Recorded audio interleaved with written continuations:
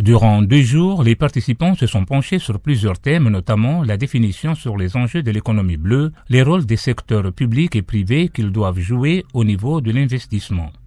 Les Seychelles prospèrent dans l'économie bleue. Comment arriver à la sauvegarder durablement? Selon le vice-président, l'économie bleue est déjà là. Il faut avoir un partenariat au-delà de l'océan Indien. Il faut utiliser toutes les ressources et les expertises que nous avons au sein de l'océan Indien. Il faut aussi voir comment nous pouvons mieux dialoguer et négocier, avoir des pourparlers avec d'autres partenaires qui pourront nous venir en aide pour vraiment atteindre les objectifs que nous avons. Et l'économie bleue, je vous assure, c'est bien sur l'agenda de notre organisation. Des exemples de cas dans l'investissement privé de l'économie bleue ont été présentés. Le Maroc en est une illustration sur la transformation des déchets de poissons en objets d'art. Selon la fondatrice de cette entreprise, il s'agissait tout au début de se débarrasser des odeurs de poissons qui nuisaient à la santé des gens. D'où l'idée de cette transformation qui non seulement a permis la création d'emplois, mais aussi la sauvegarde des animaux chassés pour leur peau. Les familles qui habitent à côté des ports et tout, elles sont touchées par plusieurs maladies, à savoir l'asthme, les maladies respiratoires, des allergies, etc. à cause des déchets de poissons.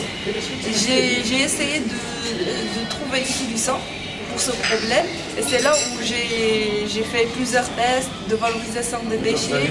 C'était vraiment au début c'est de débarrasser de ce problème, mais en fin de compte je me suis retrouvée en créant un produit de luxe, un produit qui est exactement similaire à celui du serpent, du crocodile, du tigre, etc. Ce qui fait de lui un produit de luxe.